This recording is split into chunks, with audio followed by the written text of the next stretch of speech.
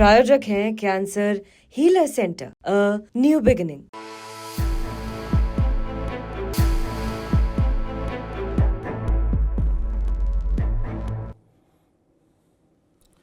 पूर्व सांसद, बीजेपी नेता, पूर्व मंत्री आरके सिंह ने कुछ ऐसा बोल दिया जनता के सामने जिससे बिहार की राजनीति में एकदम भूचाल आ गया है। उन्होंने कह दिया कि जो लोकसभा चुनाव हारे तो वो हारे नहीं, उनको हरवाया गया, उनके खिलाफ गद्दारी की गई। एक बड़े नेता ने मुख्यमंत्री बनने के लिए ऐसा किया।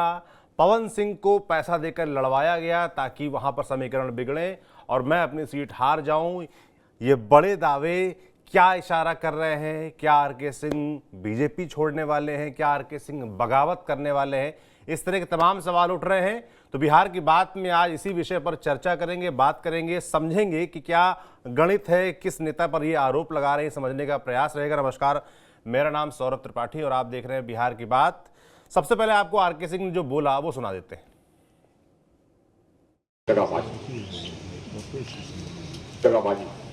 कुछ हमको पता चल गया। आप ये बताइए कि बूथ पर हमारा ये नहीं पहुंचा है, वोटर लिस्ट बूथ पर एजेंट है, तब जाकर के आदमी पूछेगा 5.5 लाख कितनी तो क्या हो गया, क्यों तो उतना ही हो जाता तब पर भी हम नहीं हारते। ये कुछ वहां उधर चला गया, थोड़ा बहुत बरामद हो जाए, फिर भी हम नहीं हारते। ऐसा क्यों हुआ? ये गद्दारी। आज गद्दारी का जानकारी होना चाहिए आप, क्योंकि आप जनता है। क्यों हुआ? इसलिए हुआ क्योंकि यहाँ पर कुछ ये क्या कहे बीमारी गई थी, बीच बीच में कहा जाता था कि ये बिहार का मुख्यमंत्री कैसा हो तो आरके सिंह जैसा हो, तो गला कटवाने का श्योर तरीका। जो लोग मुख्यमंत्री बनना चाहते हैं उनके नजर पर चढ़ गए। वो लोगों ने यहाँ इशारा कर दिया लोगों कि स्लो करवाना है ना, पूछ लीजिए, स्लो करवाना, रोकना है। ये सही हुआ। राज्य के जो नेता है वो हम जानते हैं कि कौन नेता है, किसको किसको बोले वो भी हम जानते हैं। उसको टिकट मिलेगा तो हम खड़े हो जाएंगे, उसको हम नहीं जीतने देंगे। ये मेरा अपने घर में ये मेरा प्रण है।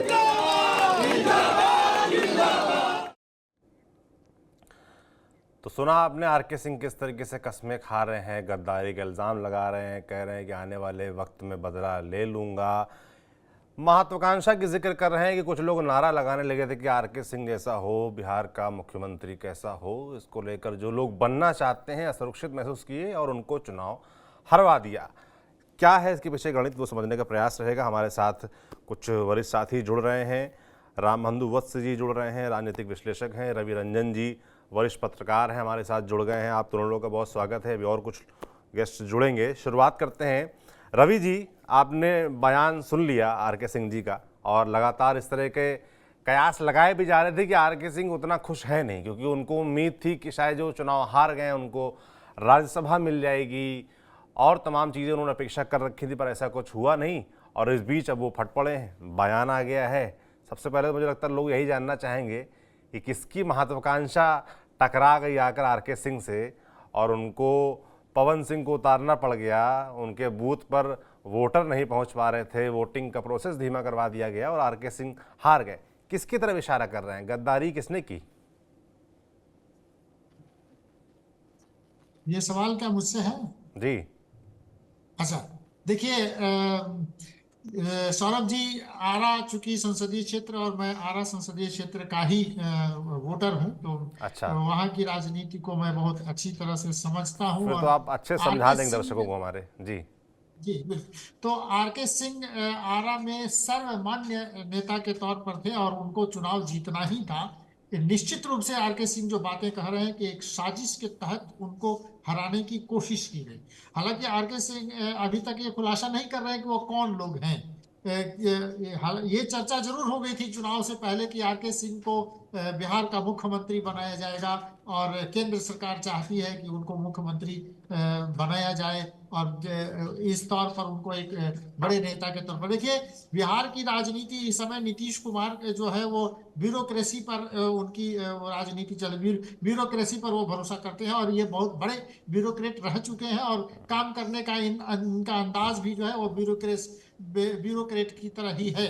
तो जी। आरा में खास करके मैंने उस संसदीय क्षेत्र में जो छोटे छोटे नेता, छुटभइये नेता हैं, जो लंबा लंबा कुर्ता पैजामा सिलवा के और नेतागिरी शुरू कर देते हैं, इन लोगों की चल नहीं रही थी वहां पर। विद्यार्थी परिषद इनके कार्यक्रमों में लगातार, विद्यार्थी परिषद के कुछ कार्यकर्ता इनके पहले भी मैंने इनके कार्यक्रमों में हंगामा करते रहे। विश्वविद्यालय में एक बार, कुंवर सिंह विश्वविद्यालय में एक बार हंगामा हुआ। ये वहां के छुटभइये नेता जो अपना काम कराने के लिए, छोटा बहुत पैरवी तो कोशिश करने के लिए, जिनको ये लगाते नहीं थे, उन लोगों ने ये हवा जरूर खड़ा किया। लेकिन बाद में हम आपको इशारा कर रहे हैं, वो जिनका नाम नहीं ले रहे हैं, बिहार में औरंगाबाद सीट पर सांसद रहे जो अब की हार गए, सुशील सिंह, और सुशील सिंह की पवन सिंह से बहुत अच्छी बनती है। तो पवन सिंह को क्या सुशील सिंह ने खड़ा कर दिया? क्या 2 बार के सांसद, माने हालांकि ये आरा के वहां के ये लोकल नहीं है, ये सुपौल के रहने वाले हैं आर.के. सिंह, लेकिन आरा के बड़हरा इलाके में इनका ससुराल है। वहां पर तो औरंगाबाद को एक चित्तौड़गढ़ कहा जाता है क्योंकि राजपूतों का वो गढ़ है। क्या दूसरा चित्तौड़गढ़ बन जाएगा आरा? इसकी खुन्नस किसको हो सकती है? कौन लोग हैं जो लगे हुए हैं कि आरा से आर.के. सिंह चुनाव न हार जाए, चाहे वो नहीं। ये बात पहले भी उठ गई थी कि इस बार आर.के. सिंह का टिकट कट जाएगा, लेकिन जनता का इतना दबाव था, इतना प्रेशर था कि आर.के. सिंह को टिकट दिए बिना वो कर ही नहीं सकते थे, टिकट काट ही नहीं सकते थे। तो पब्लिक के लिए, मैंने लोकप्रिय नेता के तौर पर आर.के. सिंह वहां पर हैं। तो क्या सुशील सिंह ने यह साजिश रची? सुशील सिंह का भाई वो चुनाव लड़ने वाले हैं, और इस बात का खुलासा माने रामाधार सिंह, जो पूर्व मंत्री बिहार सरकार में, जो औरंगाबाद के हैं, रामाधार सिंह ने भी एक संकेत में दे दिया है कि पवन सिंह को खड़ा करने में इन लोगों का हाथ है। तो क्या पूर्व सांसद सुशील सिंह ने यह साजिश रची? लेकिन हम आपको ये भी बताते हैं कि सुशील सिंह से किसका रिश्ता है? नित्यानंद राय का रिश्ता है। और ये आर.के. सिंह किसको कह रहे हैं? बड़े नेताओं की तरफ इशारा कर रहे हैं। तो बड़ा नेता कौन है? और नित्यानंद राय का किससे रिश्ता है? नित्यानंद राय का रिश्ता है सीधे सीधे अमित शाह से। तो क्या केंद्रीय नेतृत्व ने जानबूझकर एक बढ़ते हुए नेता को जानबूझ के हराने की कोशिश की? क्योंकि पवन सिंह को, वो भारतीय जनता पार्टी के कार्यकर्ता थे, उनको टिकट की घोषणा कर दी गई थी, आसनसोल से टिकट भी दे दिया गया था, और फिर दे दिया, दूसरी ही रात उनका टिकट काट दिया गया। फिर वो कह रहे हैं कि हम लड़ेंगे ही, और लड़ भी गए, और भारतीय जनता पार्टी ने उन पर बहुत देर से कार्रवाई की चुनाव हारने के बाद। तो देखिए, आर.के. सिंह जो बातें कह रहे हैं, उनको ये भी खुलासा करना चाहिए था कि कौन लोग हैं। माने भोजपुर जिले में, उस संसदीय क्षेत्र में इस कद का दूसरा कोई नेता नहीं है जो इतनी बड़ी साजिश रच सके।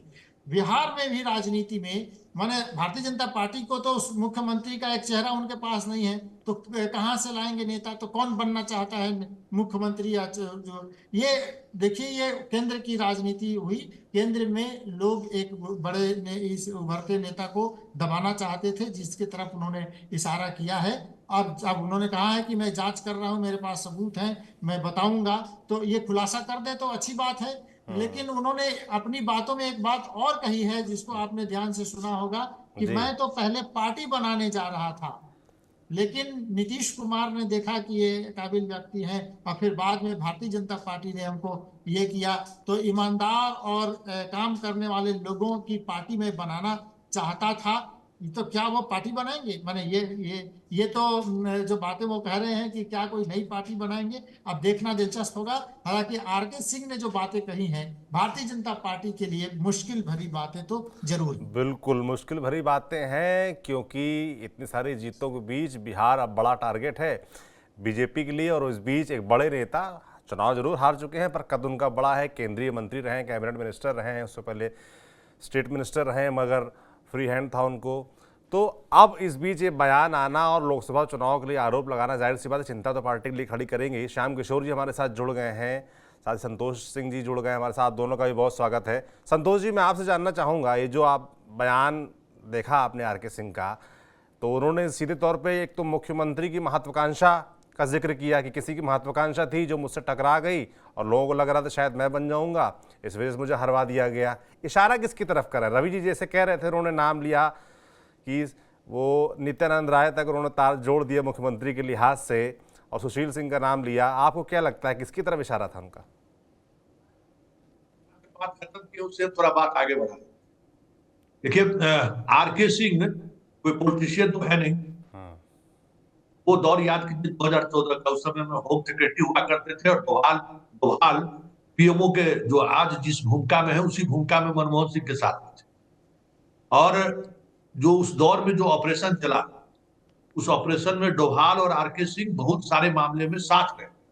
चाहे दाऊद के खिलाफ ऑपरेशन चला हो, चाहे मुंबई ब्लास्ट के मुंबई में जो हमला हुआ था ताज होटल पे, तो दोनों आईएएस हैं थे, लेकिन मानसिकता इन दोनों की पुलिसिंग वाली रही है और दोनों में बहुत गहरा रिश्ता रहा।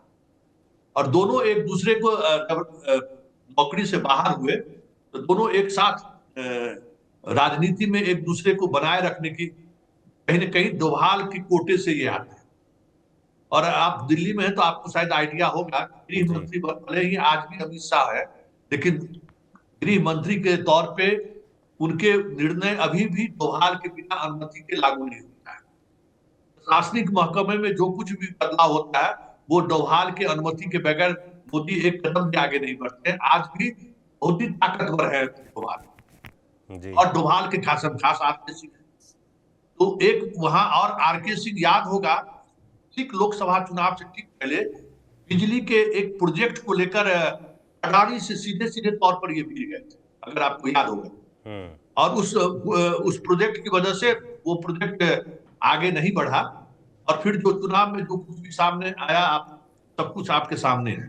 चुनाव में जो कुछ भी है, रवि भैया बहुत स्पष्ट करके देखिए, उसमें एक कदम हम आगे बढ़ा देते हैं कि एक्चुअली इशारे में नहीं, सीधे सीधे तौर पर इस खेल में वो सम्राट चौधरी को जिम्मेवार ठहरा। देखिए, सम्राट चौधरी दो राजनीति खेल रहे थे उस समय। भाई शाह के शहजादे थे उस समय, उस दौर में। अब सब कुछ शाह के इशारे पर वो कर रहे थे। देखिए, उपेंद्र कुशवाहा को भी हराना और आरके सिंह को भी हराना था। और इसमें पवन सिंह ही एक ऐसा ग्रुप फेंकता था, दोनों को हरा सकता। काराकाट से लड़ा तो वहां राजपूत सहित तमाम सवर्णों का वोट को काट लिए। जो एनडीए का वोटर था तो उपेंद्र कुशवाहा भी हार गए। तो कुशवाहा का नेता कोई दूसरा न पैदा ले बिहार में। मतलब उपेंद्र कुशवाहा जीते तो स्वाभाविक तौर पर केंद्र में भी मंत्री रहते, वहां उनको खेल कर दिया। और फिर आरके सिंह को, भाई अगर आरके सिंह जीत जाएंगे तो बेहतर छवि पे रहे हैं। और सबसे बड़ी बात है कि देखिए, बिहार में आप रेखा गुप्ता हो, चाहे अभी जो दिल्ली वाली बनी है, चाहे वो मोहन यादव हो, या राजस्थान में जो भी मुख्यमंत्री है, उस तरीके से कोई डम्मी मुख्यमंत्री यहाँ ला के रख देगा, बिहार नहीं चलने वाला है। ये बात समझ लीजिए। और ये बात मोदी और शाह दोनों समझते हैं। यहाँ कठपुतली मुख्यमंत्री नहीं चलेगा। पता चला कि डीएमएसपी थानेदार तक उसके कंट्रोल में नहीं है, क्योंकि आज भी ब्यूरोक्रेसी जितना ताकतवर बिहार में है, हमें नहीं लगता है किसी दूसरे राज्य में। बहुत सारे उतार चढ़ाव के बावजूद भी ब्यूरोक्रेट यहाँ चौकीदार से लेके थानेदार को छोड़ दीजिए, गांव के चौकीदार को भी आप नजर उठा कर नहीं देख सकते, इतना ताकतवर है ब्यूरोक्रेसी। यूपी वाला हाल नहीं है कि एसपी पर लोग गाड़ी चला देता है, यहाँ चौकीदार पर भी गाड़ी चलाने से 5 बार लोग सोचता है। इसलिए यहाँ जमी उम्मीदवार चलना नहीं है। और देखिए, कल जो उन्होंने बयान दिया है वो सीधे सीधे तौर पर मकसद सीधा कहा कि हम विधानसभा चुनाव भी लड़ सकते हैं।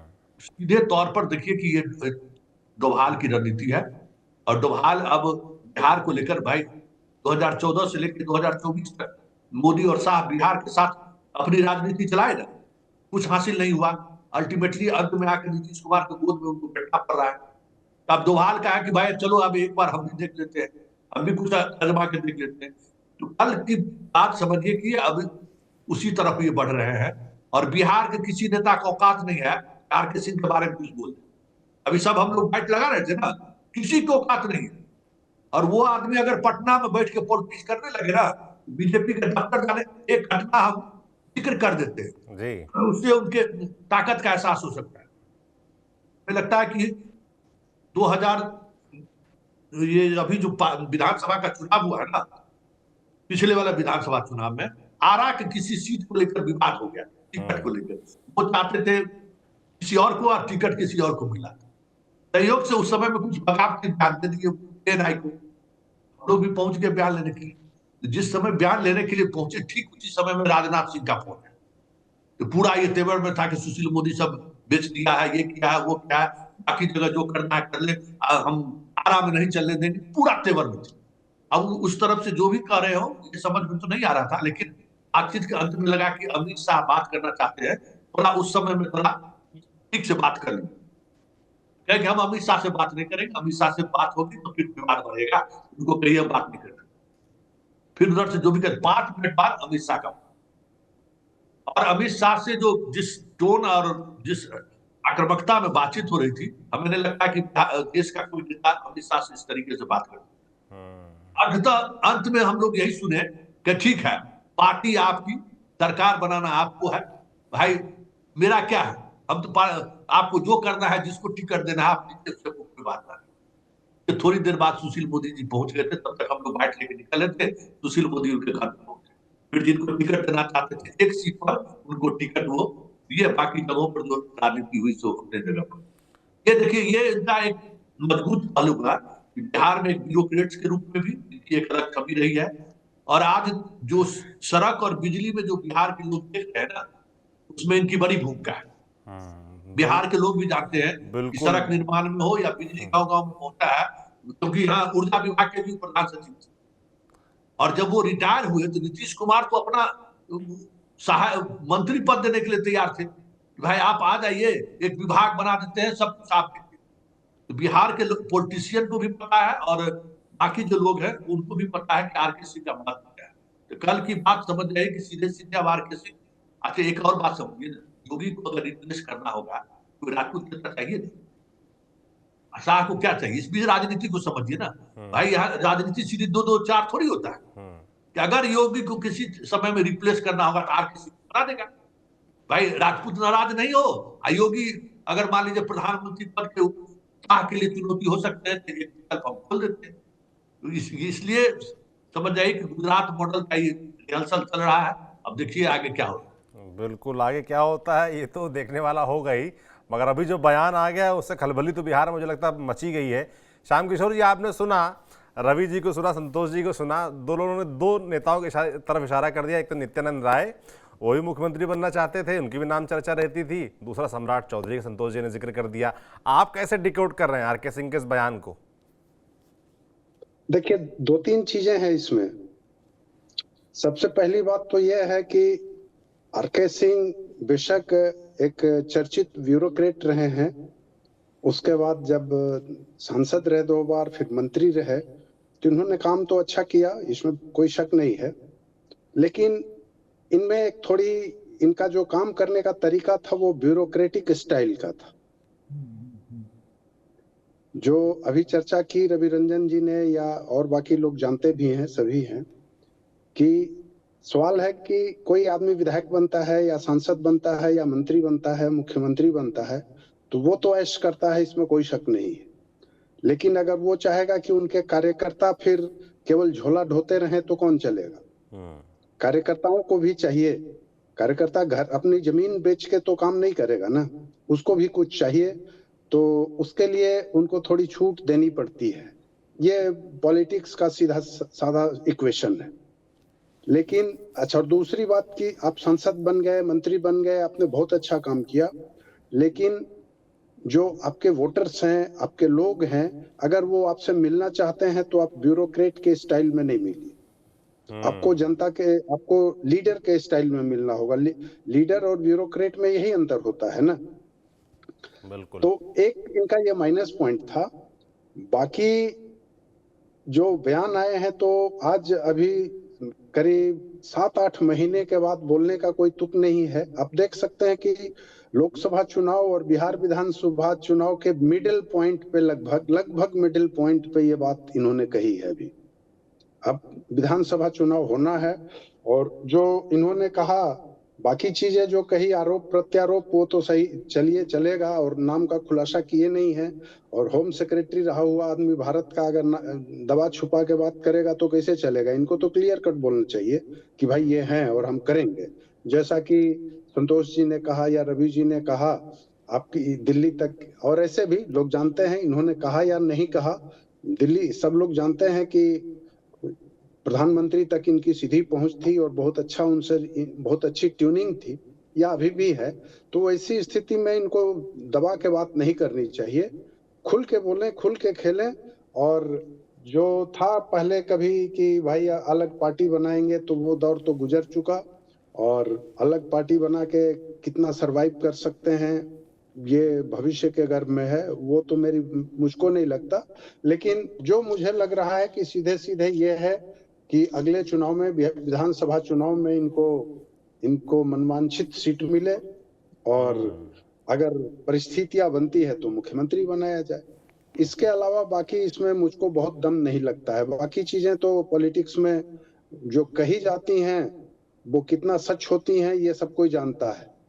पॉलिटिक्स के लिए तो सीधे कहा जाता है कि जो कहा जाता है वो किया नहीं जाता, और जो किया जाता है वो कहा नहीं जाता है। मैं तो यही कहूंगा। बिल्कुल, जैसे संतोष जी ने भी कहा कि भाई आने वाले वक्त में मुख्यमंत्री के तौर पर भी नाम आ सकता है, योगी आदित्यनाथ के रिप्लेसमेंट के तौर पर भी उनको बताया। राम बंधु जी, मैं आपसे समझना चाहूंगा कि भाई ये जो बात हो रही जो अभी, जी जी सैम जी, मैं इसको कहता हूं कि अब निशाना वही है। अब तो पहली बात तो कि ये लोकसभा चुनाव हार चुके हैं, दिल्ली में जो इनका होना था वो खत्म हो चुका है। इसको शुरू से ये बहुत अच्छी पोस्टिंग में रहे हैं, और आप देखे होंगे कि जब आडवाणी जी को गिरफ्तार किया जाना था उस समय भी ये लालू जी के बहुत करीबी थे, अब मोदी के करीबी हैं। तो एक होता है ना नशा चढ़ना, तो वो नशा जलवा तो मेंटेन रहा है आरके सिंह जी का, थोड़ा अभी डाउन मारा है, मुझे लगता है कि फिर से जलवा टाइट हो, इसीलिए इस बयान आ गया। पर बयान में बड़ा सुरक्षित तरीके से आया है। राम बंधु जी, आप ध्यान दे रहे होंगे जी, बयान बड़ा सुरक्षित तरीके से, जैसे कि श्याम जी बोल रहे थे, श्याम जी भी, कि नाम नहीं लिया है। अगर भाई आप इतने पावरफुल हो, ताकतवर हो, तो नाम लेके बोलिए, खुल के बोलिए। क्या सेफ खेल रहे हैं इसलिए ताकि संभावना बनी रहे भी इस पार्टी में, अलग पार्टी बनाने का समय वैसे भी निकल गया है। राम बंधु जी। जी जी, उनकी जो नाराजगी प्रकट हुई है, तो उन्होंने एक बात जोड़ा है कि मैं तो अलग पार्टी बनाने वाला था। इसका मतलब ये है कि वो अभी पार्टी को बता रहे हैं कि मैं नाराज हूं, अगर कुछ ऐसा अवसर दें, जैसे राज्यसभा भेजना या कुछ और तरह का वादा, एक प्रॉमिस पार्टी की ओर से उन्हें मिले, तब जाके उनकी नाराजगी शायद खत्म हो। लेकिन ये बात तो सच है कि उनके साथ एक साजिश रची गई थी चुनाव के दरमियान। देखिए, उनको टिकट मिलने को लेकर के भी काफी संदेह था। जब ऐसे कई बार थे जब वो खींच के बोलते थे कि मैं तो हमेशा पॉकेट में अपना इस्तीफा लेके चलता हूँ।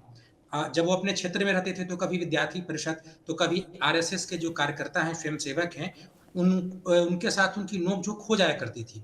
तो एक बहुत अच्छी या तगड़ी छवि तो शुरू से नहीं थी।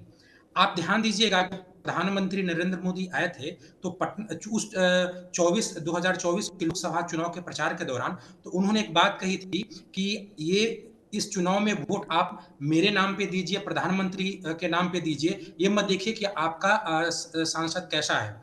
इसका मतलब यह है कि बिहार में रामपाल यादव, आरके सिंह, इन लोग के बारे में इस तरह की चर्चाएं थी कि इन लोगों को टिकट नहीं मिलनी चाहिए, लेकिन खैर इनको टिकट मिला। बिहार में 2020 में जब यूपी के तर्ज पे 2 डिप्टी सीएम बनाए गए, एक तारकिशोर प्रसाद सिंह, एक रेणु देवी, उसके बाद नीतीश कुमार महागठबंधन में चल गए।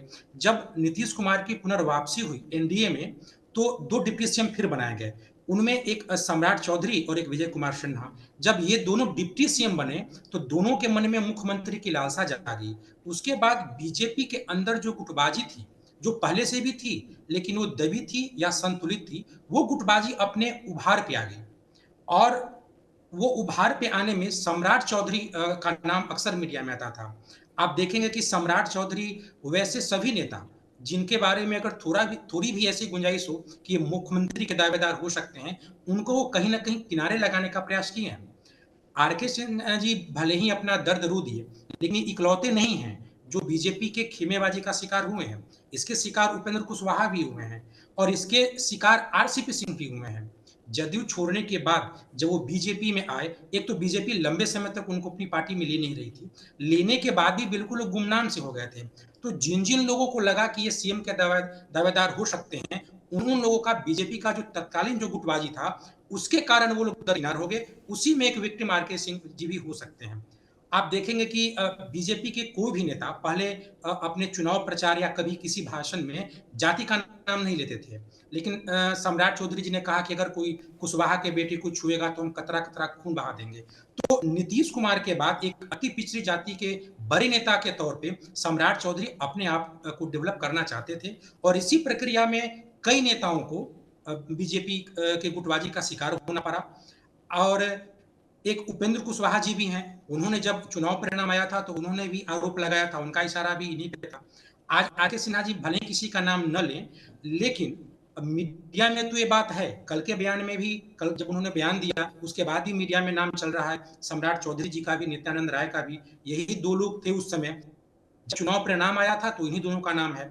पता नहीं आगे नाम अपना बताएंगे या नहीं, इनके समझ से जो साजिश करता है उनका नाम बताएं या ना बताएं, लेकिन मीडिया में नाम स्पष्ट तौर पे है, वो किसी पर्दे के अंदर नहीं है। बिल्कुल, और इन्होंने समझने 2 वाले बातें कही। समझ रहे हैं। बिहार के लोग तो वैसे भी राजनीति में थोड़ा सा एक कदम आगे रहते हैं, तो मुझे लगता है समझ गए होंगे। बाकी हमारे वरिष्ठ साथियों ने बता भी दिया है कि क्या घोड़ा-गणित चल रहा है, इसमें कोई दो राय नहीं। तो समझने वाले भरपूर समझ गए होंगे, वो नाम लें ना लें, पूरा घोड़ा-गणित लोग जो है अच्छे से समझ रहे हैं। रवि जी, मैं जानना चाहूँगा कि अब व्हाट नेक्स्ट, आगे क्या? रवि, जो इनका स्टैंड है आरके सिंह का, वो तो क्लियर हो गया कि नाराज़ है। नाराज़गी तो काफ़ी दिन से चल रही थी, वो भी क्लियर था।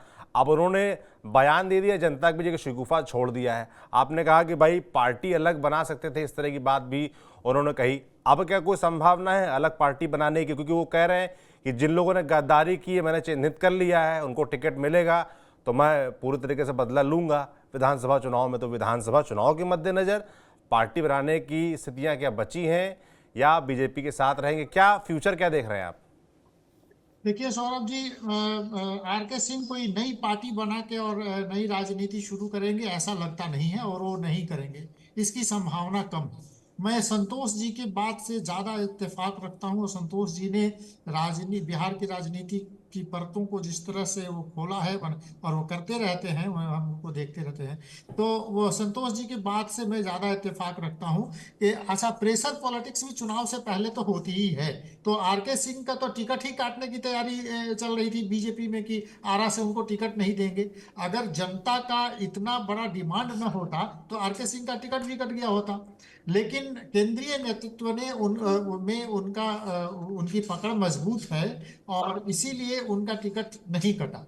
तो आरके सिंह, जैसा कि संतोष जी जो इशारा कर रहे हैं, उस बात में ज्यादा दम है कि बिहार में जो राजनीति, नीतीश कुमार की तबीयत को आप देखें, नीतीश कुमार जिस तरह से बातें कर रहे हैं और विपक्ष जिस तरह से उन पर हमलावर है कि अब ये बीमार हो चले हैं, तो इस बात की भी तलाश बहुत हो रही है कि नीतीश के बिना जदयू का क्या होगा, और जदयू रहेगी भी कि नहीं रहेगी।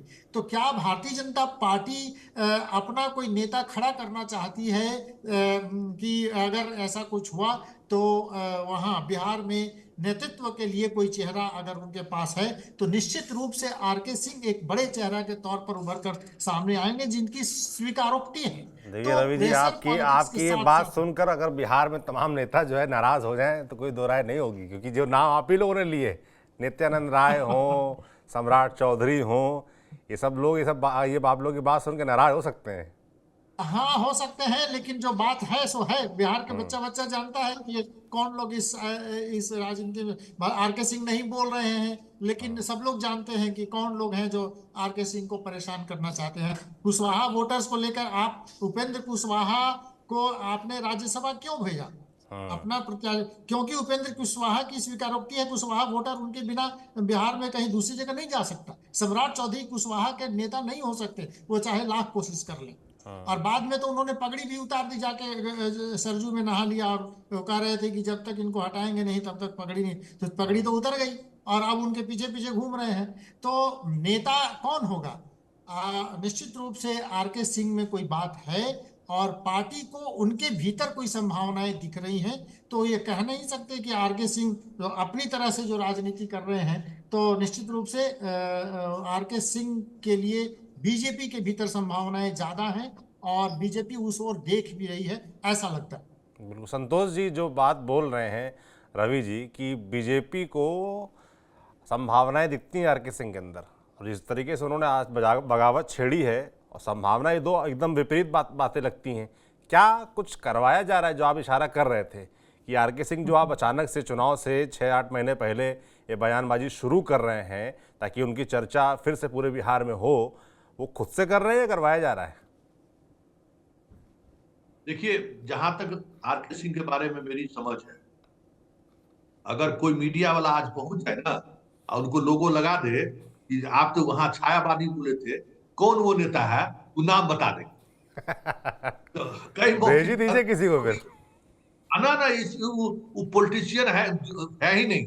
हाँ। चुनाव जो आरा से चुनाव लड़ रहे थे, तो हमें लगता है कि 1 सप्ताह पहले हमारी उनकी मुलाकात हुई। वो बैठे हुए थे अपने जहां उनका चुनाव कैंपेन का टीम था वहां पर बैठे हुए थे और संघ के कुछ पदाधिकारी भी बैठे। सहयोग से पूर्व परिचित थे, तो हम जब बताए कि मिलना चाहते हैं तो चले गए। जैसे अमित शाह वाला वाकया देखे, उसी तरीके से वहां भी देखे। आर के सिंह कह रहे थे संघ वाले से, देखिए भाई हम पैसा तो कमाए नहीं और मेरे पास पैसा नहीं है, ये बूथ का खर्चा जो मांग रहा है हर बूथ पर 5,000 रुपया, कहां से देंगे? अब बताइए। तो भाई 2014 आप लहर में जीत गए, 2019 भी लहर में जीत गए। इसमें भाई पार्टी का जो कार्यकर्ता है, उस अब जो पॉलिटिकल सिस्टम है उसमें क्या कीजिए? तब संघ वाले लोग जो जहां से भी कुछ पैसा लाए होंगे, तब भी समझिए कि उनका 50% से ज्यादा रवि भैया बेहतर जानते हैं, पोलिंग एजेंट नहीं काम है। मतलब बीजेपी का अगर कोई उम्मीदवार चुनाव लड़ रहा हो, उसका पोलिंग एजेंट नहीं हुई, कहीं हो ही नहीं सकता, उनका पोलिंग एजेंट नहीं थे। संघ अंतिम समय में जो कुछ भी वहां खर्चा वगैरह पहुंचाने में कामयाब हुए होंगे।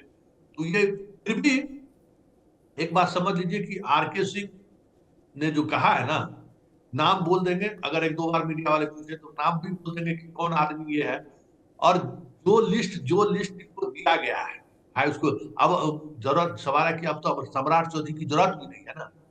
और बीजेपी यादव पर जितना बिहार में प्रयोग किया है, हमको नहीं लगता कि किसी दूसरे जात पर उतना प्रयोग किया। जनसंघ के जमाने से लेकर आज, और आज तक यादव के दिल पर राज करना तो दूर की बात है, दिमाग तक भी नहीं पहुंच पाया। अब नित्यानंद राय खत्म है, सम्राट चौधरी में की जो स्थिति है, सम्राट चौधरी को अपना आप समझिए पिछले वो कम चुनाव जीते जब राजनीतिक साथ थे, उसके बाद लगातार वो चुनाव हार गए, कंस्टिट्यूंसी पे कंस्टिट्यूंसी बदल रहे, फिर भी चुनाव हार गए। बीजेपी को समझ में आ गई है कि भाई अभी प्रदेश अध्यक्ष हटाया ही, अभी हुआ क्या कि कॉम्बिनेशन में थोड़ा संजय झा इन लोगों के साथ मिलके जो है थोड़ा ब्यूरोक्रेसी पर अभी सम्राट चौधरी थोड़ा बोलते भी हैं बड़बोले तरीके से, कुछ काम इनका हो जाता है। थोड़ा ये विजय सिन्हा से ज्यादा सहज है ब्यूरोक्रेसी पर पकड़ बनाने में, और प्रदेश अध्यक्ष रहे हैं तो वही कार्यकारिणी अभी है, और दिलीप जायसवाल थोड़ा सीधा साधा है, और उस तरीके से मतलब ये नहीं है कि जो कार्यकारिणी है सबको हटा दे, इनके लोगों को हम साइड कर देते, इस प्रवृत्ति के दिलीप जायसवाल नहीं है। इसलिए सम्राट चौधरी अभी मजबूत दिख रहे हैं। लेकिन एक बात जो पार्टी को बात है कि अगर देख लीजिए कि बीजेपी अगर कुछ न कुछ धीरे धीरे चीजें सामने आएंगी, एक घर तो इनका खुला हुआ है, मुझे लगता है कि रवि भैया भी सहमत हो। नीतीश कुमार अगर 2025 का अगर चुनाव में अगर उठा पटक कुछ इधर उधर बाएं दाएं हुआ तो आर के सिंह बहुत ज्यादा बन सकते हैं। आर के सिंह अगर थोड़ा लेकर बीजेपी कुछ बाएं दाएं बयान दिया या कुछ ऐसी बातें कही, नीतीश कुमार को बुला के उनको रख लेगा कि आ जाइए आप पार्टी का कमान संभाल, क्योंकि नीतीश कुमार तो ब्यूरोक्रेसी के सहारे राज कर रहे हैं, उनका कोनो कार्यकर्ता समूह है ब्यूरोक्रेसी, और ब्यूरोक्रेसी में जानते हैं कि आर के सिंह के आने के बाद तो अभी कुछ बाएं दाएं चल रहे। भाई आर के सिंह के साथ तो ये है ना भाई, आज जो लोग कहते हैं कि ईमानदार है, बेईमानी नहीं करेंगे, लूट खसोट नहीं करेंगे, इतना ही छवि नीतीश कुमार के लिए बेहतर है। जो लोग साजिश कर रहे हैं कि चुनाव इनके चेहरे पर लड़ेंगे और जब जीत कर आएंगे तो इनको हटा देंगे, तो अगर आर के सिंह बाएं दाएं कर दिए तो नीतीश कुमार बड़ा मजबूती के साथ खड़ा डट के खड़े हो जाएंगे, भाषण के चाहे नहीं। ये भी गेम हो सकता है कि भाई, क्योंकि आरके सिंह और नीतीश कुमार के बीच तरीके का रिश्ता है जिसका हमको नहीं लगता है कि सोच भी सकता है। जबरदस्त कॉम्बिनेशन, मतलब पुराना जो समता पार्टी है ना, नीतीश कुमार, वशिष्ठ नारायण सिंह और विजेंद्र यादव, इन लोगों से जो है आरके सिंह का बहुत दूसरे तरीके का रिश्ता है। सबके विभाग के प्रधान सचिव भी रहे हुए हैं, जो विभाग में रहे विभाग के मंत्री निश्चित रहते थे, मान लीजिए जो कमीशन के चक्कर में नहीं रहते थे, तो ये रिश्ता उनका रहा है। तो वो लोग भी अगर बीजेपी थोड़ा भी आक्रमक, कोई अगर सम्राट चौधरी चीज से बयानबाजी करा दिया तो समझ जाए कि 1 महीना के अंदर में कमंडल आरके सिंह उठाएंगे और चल जाएंगे जदयू के साथ। ये भी क्योंकि भाई पॉलिटिशियन है ही नहीं, खरा खड़ी बात करने वाला आदमी क्या पॉलिटिशियन है। ब्यूरोक्रेट में भी ये वो ब्यूरोक्रेट ना झुकेगा, वो समझौता करेगा जो जिसको कुछ पैसे का लस्ट होगा, करोड़पति बनने अरबपति बनने का लस्ट होगा, वो झुक सकता है। इनको तो कुछ लेना देना, तो जहां तक हम लोग समझते हैं लेना देना है नहीं। ये बीजेपी इधर उधर करेंगे तो शामिल हो जाएंगे, उसके बाद खेला होगा। बिल्कुल, यह आपने तो एकदम एक नई थ्योरी भी बता दी कि भाई ये जो चल रहा है बीजेपी के साथ आरके सिंह का, वो तो चल ही रहा है, जदयू भी इस पर नजर रखे होगी और नीतीश कुमार खास तौर पर, क्योंकि ये चर्चा होती ही रहती है कि नीतीश कुमार के स्वास्थ्य को लेकर, कि नीतीश कुमार का स्वास्थ्य ठीक नहीं है, अगर चुनाव जीत भी जाते हैं अगला उनके नेतृत्व में तो क्या 5 साल पूरे कर पाएंगे, जेडीयू का भविष्य क्या है। और उस बीच आपने ये जो एंगल बताया, ये मुझे लगता है कि लोग तमाम आप सोच पड़ जाएंगे। श्याम किशोर जी, संतोष जी की बात से कितना इत्तेफाक रख रहे हैं आप कि जेडीयू और नीतीश कुमार की नज़र भी रहेगी, अगर थोड़ा भी बीजेपी ने गेम किया इनके साथ तो तुरंत उधर भी जा सकते हैं, नीतीश कुमार ले लेंगे।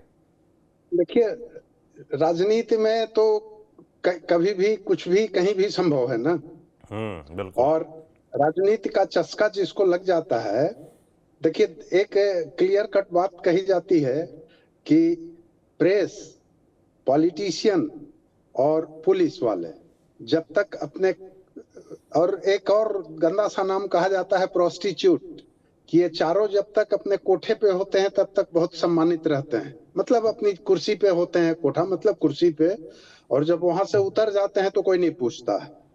तो आरके सिंह शुरू से बहुत अच्छी पोजीशन में रहे हैं, पहली बार वो गच्चा खा गए हैं, इसको कहिए बिहार की भाषा में गच्चा खा गए हैं। गच्चा खा गए हैं तो कोई न कोई जगह इनको तलाशनी होगी, और इनका जैसा नाम है, जैसा इनका कद है, जैसा इनका काम करने का तरीका है, थोड़ा सा जो ब्यूरोक्रेटिक स्टाइल है उसको अगर ये छोड़ दें तो बहुत अच्छे सीजन लीडर हो सकते हैं। तो वैसी स्थिति में नीतीश कुमार भी चाहेंगे, और अब जब चुनाव आ रहा है और चुनाव होने वाला है तो कोई गारंटी नहीं न कर सकते हैं, गारंटीड बात तो है नहीं कि जो नीतीश कुमार और बीजेपी एंड अदर्स का कंबाइन है वही फिर आ जाएगा। तो इनको बड़े लीडर्स चाहिए, और मेरे ख्याल से ये ले सकते हैं, लेकिन अलग पार्टी वाली बात मैं नहीं मान रहा। अलग पार्टी वाली बात आप देखिए, ठीक मतलब लगभग इन्हीं के कद का ठीक एक और नेता थे बीजेपी में, आपके ध्यान में होगा यशवंत सिन्हा जी। और यशवंत सिन्हा अलग पार्टी के रास्ते पे गए तो बर्बाद हो गए। उनका बेटा, मतलब उनके बेटे को भी बीजेपी ने हाशिए पे डाल दिया, जयंत सिन्हा को। तो मेरे ख्याल से अलग पार्टी का तो कोई मामला बनता नहीं है। हाँ, बीजेपी में रास्ता तलाशेंगे अंत तक, और नहीं मिलेगा तब तो जदयू ऑप्शन है ही, उसमें कोई दो राय नहीं है। इसके लिए बहुत दिमाग लगाने की मेरे ख्याल से जरूरत नहीं है। बिल्कुल ज़रूरत नहीं है, मगर मुझे लगता है, मैं एक दिन जब पूरा बयान मैंने सुना तो मैं सोच रहा था कि आज की बीजेपी में डिसिप्लिन की बड़ी बात होती है कि भाई कोई भी नेता दाएं बाएं जाए कोई बयान दे नहीं सकता, और उस बीच आरके सिंह का ये बयान आ गया है। तो राम बंधु जी, मैं जानना चाहता हूँ कि भाई नहीं, इसमें एक बात मैं रोकूंगा जी थोड़ा सा, आधा मिनट, कि दो चीजें हैं। एक तो बीजेपी में दो चीजें कही जाती है बीजेपी में, एक तो अनुशासन जो आपने कहा, और मतलब हार्डकोर अनुशासन नहीं, मतलब आपको सांस भी लेनी है तो ऊपर से परमिशन चाहिए। अरे देखिए ना, चिट्ठी में लिफाफे में नाम लिख के आता है, ऐसे ऐसे नाम लिख के आते हैं, गूगल करना पड़ता है कौन है, और मुख्यमंत्री बन जाते हैं। अच्छा, दूसरी बात यह है कि सभी पार्टियां कहती हैं, बीजेपी कुछ ज्यादा ही कहती है कि जाति पाति पूछे नहीं कोई, लेकिन आरके सिंह ने जो कहा उसमें देखिए क्लियर कट जातीय बातें हैं तो ये इस बात को इस्टेब्लिश करता है कि बीजेपी भी अब केवल जातीय समीकरणों पे चुनाव लड़ने पर केंद्रित है और आगे भी रहेगी। बिल्कुल, अब वो तो मान लीजिए सियासी मजबूरी है, और बिहार में तो ये मजबूरी कुछ ज़्यादा ही प्रबल हो जाती है। यहाँ तो इससे बच ही नहीं सकते, और कहीं आप और गणित लगा लें, मगर बिहार में तो बिना जातिगत गणित के चुनाव ही नहीं हो सकता, आप लड़ ही नहीं सकते। तो वो तो मान लीजिए बैठाना ही पड़ेगा। राम बंधु जी, जो मैं बात बोल रहा था डिसिप्लिन वाली, उसको तोड़ते हुए जिस तरह के बयान आया है, तो लीडरशिप क्या लगता है आपको, इससे सहज रहेगी या असहज हो जाएगी? आवाज आपकी राम बंधु जी नहीं आ रही, म्यूट है मेरे ख्याल से जी। केंद्रीय लीडरशिप को मुझे तो नहीं लगता है कि कोई फर्क पड़ना चाहिए। देखिए, लोकसभा चुनाव में बहुत सारे ऐसे उम्मीदवार हैं जिनको दोबारा टिकट दिया गया, जिनको लेकर के नाराजगी रही है लोगों में, और जब बीजेपी का जो परिणाम आया उसके विश्लेषण में एक फैक्टर रहा कि वो नए जिले को नहीं ला पाए। तो उसी कड़ी में पाटलिपुत्रा के रामकृपाल भी थे, गिरिराज सिंह भी थे, आर के सिंह भी थे, कई लोग जीते और कई लोग हार गए। लेकिन मुझे लगता है कि उन्होंने जो कल अपनी नाराजगी प्रकट की है, उनको ऐसा लग रहा होगा कि उपेंद्र कुशवाहा जी को राज्यसभा में भेज दिया गया। यहाँ पे बीजेपी में भी नए प्रदेश अध्यक्ष बनाए जाएंगे। ये भी चर्चा चल रही है कि दिलीप जायसवाल क्योंकि मंत्री भी हैं तो शायद वो हटाए जाएं। एक चर्चा ये भी चल रही है कि मंत्रिमंडल का विस्तार होने वाला है। तो इन्हीं सबों में अपना कोई एक स्थान देखने के लिए हो सकता है किस तरह का बयान दिए हों। नई पार्टी बनाएंगे, मुझे लगता है बिल्कुल नहीं बनाएंगे। न वो समय है और न ही कोई उनके पास, मान लेते हैं कि अगर वो अपनी जाति का इतने लोकप्रिय, अगर अच्छा लोकप्रिय नेता होते तो कम से कम पवन से एक निर्दलीय प्रत्याशी आए, चुनाव क्यों हार गए? अपनी जाति का तो वोट उनके पास होना चाहिए था। तो इस तरीके से वो नई पार्टी बनाएंगे, मुझे लगता है नहीं बनाएंगे। अब आप ये देख लीजिए कि जहां तक डिसिप्लिन है, मैं पहले वही बात की चर्चा कर रहा था कि जब से सम्राट चौधरी को डिप्टी सीएम बनाया गया है, तब से बिहार बीजेपी के जो नेता हैं वो अपना जाति आधारित बयान कुछ ज्यादा ही देने लगे हैं। जैसे कि जब सम्राट चौधरी ने कुशवाहा समाज को लेकर कहा, बीजेपी ओबीसी समाज और अति पिछड़े समाज को लेकर के नया नया प्रयोग करती रही। जैसे कभी नित्यानंद राय आए, नित्यानंद राय जब यादव समाज में सिंधमारी करने में सफल हो गए तो सम्राट चौधरी के जरिए बीजेपी का एक प्रयोग हुआ। लेकिन सम्राट चौधरी अति पिछड़े के नेता के रूप में उभरने के बजाय वो कुशवाहा समाज के नेता के रूप में उभरना शुरू कर दिए। उन्होंने अपनी जाति का स्पष्ट तौर पर नाम लेना शुरू कर दिया अपने भाषणों में। उसके कारण बीजेपी के अंदर सवर्ण और अति पिछड़े समाज में एक नाराजगी बढ़ गई। उसका खामियाजा भी बीजेपी को भुगतना पड़ा और वही कारण है कि उन्हें प्रदेश अध्यक्ष के पद से हटाया गया। तो वो जो गुटबाजी उभर के आई तो कई बड़े बड़े नेता इसके शिकार हुए हैं। लेकिन आरके सिंह जी का जो बयान था कि मैं चुनाव लड़ूंगा, देखिए सम्राट चौधरी तो खगड़िया से चुनाव लड़ते हैं, तो क्या खगड़िया से चुनाव लड़ पाएंगे या एक पार्टी बनाएंगे तो अपने प्रत्याशी को खड़ा कर पाएंगे? तो ये जो नाराजगी है, कहीं ना कहीं अभी कुछ ऐसे अवसर आने वाले हैं उन, जैसे कि अब मैंने अभी कहा प्रदेश अध्यक्ष बनाया जाए, मंत्रिमंडल का विस्तार हो या फिर चुनाव में टिकट ही मिल जाए, तो इसी तरीके की एक जो संभावना है उसी संभावना को तलाशने के लिए इस तरह का बयान दिए हैं। बिल्कुल, और इस संभावनाओं के बीच एक बात तो क्लियर हो गई कि आरके सिंह नाराज हैं और जो उनके पास पत्ते हैं उन्होंने चलने शुरू कर दिए हैं। चुनाव करीब है और नाराजगी की जहां तक बात है तो वो हम लोग टीवी 9 पर लगातार जिक्र कर भी रहे थे। अपने इस बहस में चर्चा होती भी थी कि आरके सिंह कहीं ना कहीं नाराज है और कुछ वो सख्त कदम उठा सकते हैं। आपको एक क्लिप सुना देते हैं जिसमें इस बात का जिक्र किया भी गया था। आपको क्या लगता है आरके सिंह बीजेपी छोड़ रहे हैं, उन्होंने मन बना लिया है? ये मैं आपको बता दूं, हमारे सूत्रों से पुख्ता जानकारी है आरके सिंह बीजेपी छोड़कर कहां जा सकते हैं। और जिस तरीके से संतोष जी कह रहे हैं कि जितना सम्मान उनको बीजेपी में मिला कहीं और नहीं मिल सकता है, क्या इस हाल के बावजूद क्या वो बीजेपी छोड़ सकते हैं या अभी और बीजेपी छोड़ देते हैं तो किस पार्टी में जा सकते हैं? क्योंकि कई सारे ब्यूरोक्रेट जन स्वराज में एक नई उम्मीद देख रहे हैं। क्या आपको लग रहा है कि जन स्वराज उनका दूसरा घर हो सकता है, दूसरी पार्टी हो सकती है बीजेपी के बाद?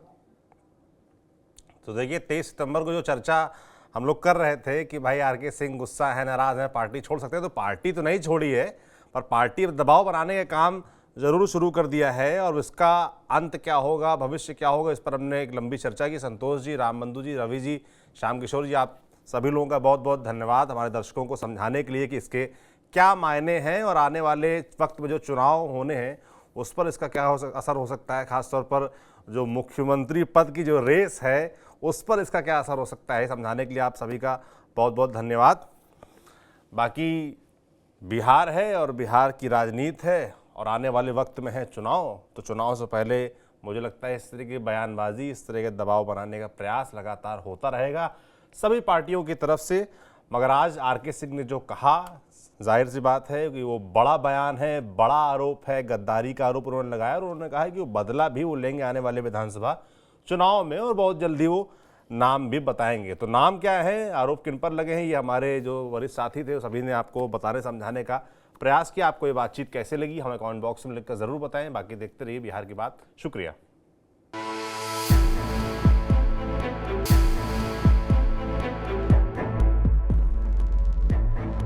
प्रायोजक हैं cancer healer centre, a new beginning.